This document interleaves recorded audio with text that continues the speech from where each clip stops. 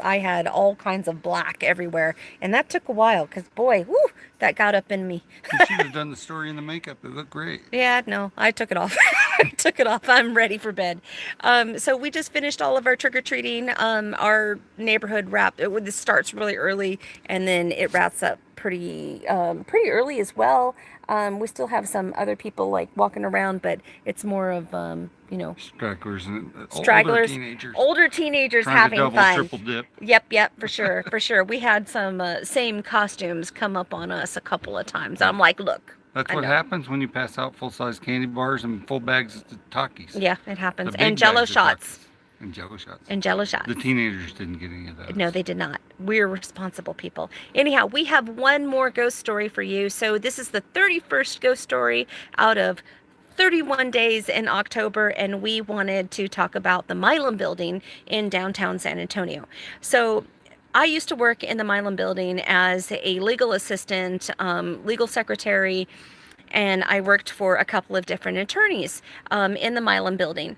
Milam Building is it on Milam Street? I I can't think so. remember. There It's was one of on the corners. Milam. There's two streets. I don't remember what it was. Yeah, that's a thing. So you can look up the Milam Building, M-I-L-M, what's it, M-I-L A.M. Don't get me to Milam. lying. I ain't gonna lie to Milam you. Building. Like I know how to spell. So back in nice, back in the day, there was a lot of people that were accountants dealing with Wall Street back in the day, and there's several people that actually, when the stock market crashed.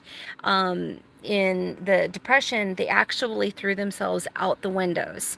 No joke. There were several people that fell to their death at the Milam Building because the stock market had crashed and we had gone into the Deep Depression. Do you Right. remember that? Oh yeah, yeah. Okay. So then, I'm not that old. no, I know you're not that old, but also the mafia was tied in there, and Right. I'm not exactly sure how the mafia was tied I in. think they own businesses in there, and they're probably laundering their money through some of those accountants. Well, probably. So, I was working, and I want to say after hours, and it wasn't like real late at night. I think it was there at like 6 or 7 o'clock. We closed our doors at 5. Most everybody like leaves the place like around 4:30 or 5. It's really beautiful wood, like inlays and all There's kinds of lots of stuff. So inlays. it's gorgeous downstairs, absolutely gorgeous. Upstairs, not so much. Marble, wood, inlays. Oh, It's gorgeous. beautiful, Lots of beautiful building. brass. Really beautiful building. Happy Samhain. Hey, how are you guys? So beautiful, beautiful building. Very historic, gorgeous, gorgeous place. So I was there, and I want to say it was definitely after hours. It was about 6:30, something like that. And I hear two men in the hall arguing, and I'm like, the heck is that about? And so then it started getting louder, and it like turns into a fight. And then I hear something like a book dropping, but it could have been like a gunshot. Of course, I'm the white girl in the scary movie that's got to like go Go investigate. out in the hallway, take a look. Yeah, I go out there. There's nobody. There's absolutely nobody. I'm like, what the heck? So I go back in my office and I'm just typing away, and sure enough, I hear it again.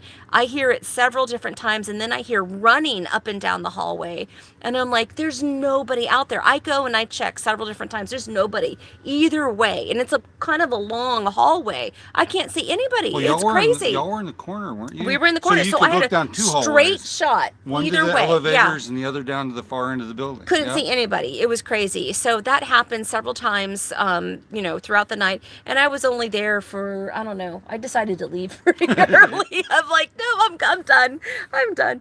But you also had an experience when you used to bring me some food or whatever like you There were downstairs, a few right? different spirits in that place. I think most of them were like echo memory type recordings.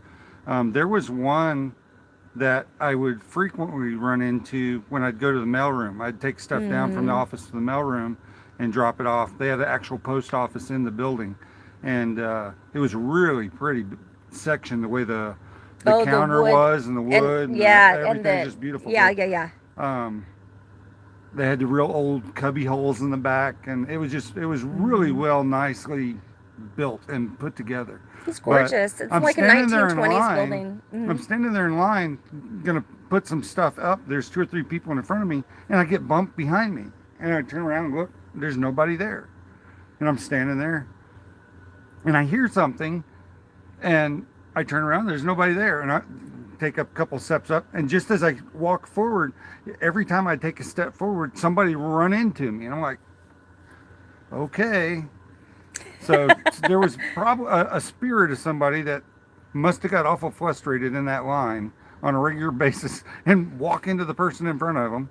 And that was Wow. the thing. And That's the other great. place where I'd go pick up sandwiches or a piece of pie or something in the cafe. The diner. The diner also- which was what used to be an old soda shop. A So, soda, yeah. a soda jerk.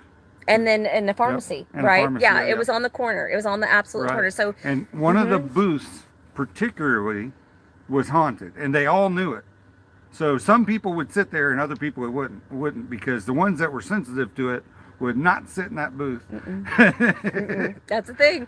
It's like haunted diner, and what else? Okay. Oh, there was one time I remember going, and I can't remember why we went, but we had taken Amber with us.